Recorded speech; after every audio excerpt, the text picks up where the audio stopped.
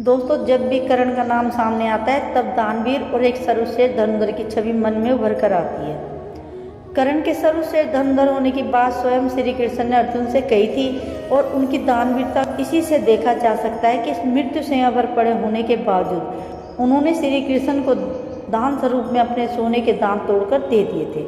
कर्ण की यही दानवीरता उनकी मृत्यु का कारण भी बनी।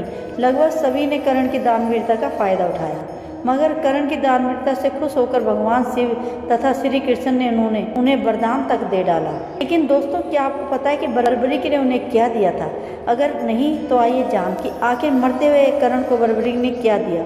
लेकिन वीडियो में आगे बढ़ने से पहले हमारे चैनल को सब्सक्राइब अवश्य करें और बेल आइकन को जरूर दबाएं और साथ ही में कमेंट बॉक्स में जय श्री कृष्ण जरूर लिखें। दोस्तों, महाभारत का विनाशकारी युद्ध जब समाप्त हुआ तो गंधारी के सभी 100 पुत्रों के शव महल के परिसार में लाए गए।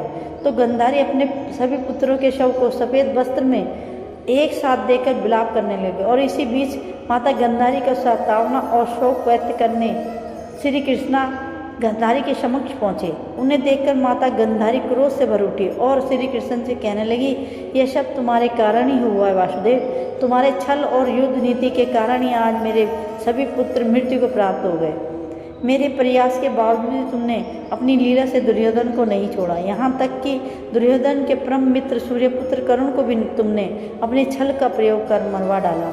वह कर्ण जिसे पांडव जीते जी कभी भी सम्मान ना दे सके, उसे सूत पुत्र कहकर अपमानित करते, उस दानवीर कर्ण को भी तुमने नहीं छोड़ा। अगर तुम चाहते तो इस युद्ध को टाला जा सकता था, लेकिन तुमने ऐसा नहीं किया। गंधारी क्रोधित हो चुकी थी। उन्होंने कहा, तुम्हारे कृत्यों को माफ नहीं किया जा सकता, इसलिए आज मैं तुम्हें श्राप देती हूँ कि जिस प्रकार तुमने मेरे वंश का नाश किया, ठीक उसी प्रकार तुम्हारे पूरे कुल का विनाश हो जाएगा। वहाँ खड़े श्री कृष्ण माता गंधारी की बात सुन रहे थे। वह समझ रहे थे कि एक माँ के सामने उसके पुत्रों के शव पड़े हों तो वह कितनी पीड़ा में होती है। माता गंधारी के श्राप के पश्चात श्री कृष्ण हाथ जोड़कर विनम्रता से माता गंधारी से कहते हैं, हे माता, मुझे माफ़ कर दें, लेकिन क्या आपको युद्ध की सत्यता के बारे में ज्ञात है? आप कृपया मेरे साथ रणभूमि में चले, जहाँ युद्ध हुआ था। उसके पश्चात गंधारी जब युद्ध भूमि में पहुंची तो भगवान श्री कृष्ण ने उन्हें कहा, माता, इस युद्ध और कर्ण की मृत्यु की सत्यता आप अपने पुत्र बर्बरीक के मुख से सुन सकती हैं, क्योंकि उनकी मृत्यु के पश्चात उनकी आँख संपूर्ण युद्ध को अपनी आंखों से देखा। बर्बरीक आपको युद्ध के छल और नीतियों से अवगत कराएगा। उसके पश्चात गंधारी बर्बरीक से कहती है, पुत्र बर्बरीक, तुमने अगर पूरे युद्ध को अपनी आंखों से देखा है तो कृपया मुझे केवल कर्ण की मृत्यु का राज बताओ। क्या दानवीर कर्ण की मृत्यु छल द्वारा नहीं की गई? तब बर्बरीक कहते हैं, माता, कर्ण तो जन्म से ही भाग्य के मारे थे। उनके जन्म के साथ ही वह अपनी माता से बिछुड़ गए थे। उन्हें सूत पुत्र कहा जाने लगा।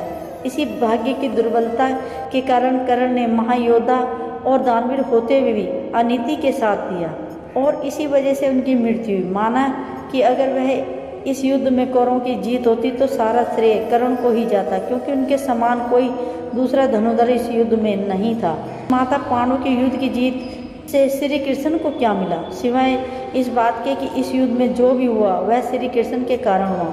उनकी माया, उनका छल पांडवों की जीत का कारण बनी। यह बात आज भी कही जा रही है, आने वाले समय में भी कही जाएगी। दोष युगों युगांतर तक श्री कृष्ण पर लगते रहेंगे। लेकिन माता, आज मैं बताता हूँ कि युद्ध भूमि में अगर कोई था तो वह स्वयं श्री कृष्ण ही थे। कर्ण के रूप में भी श्री कृष्ण ही थे।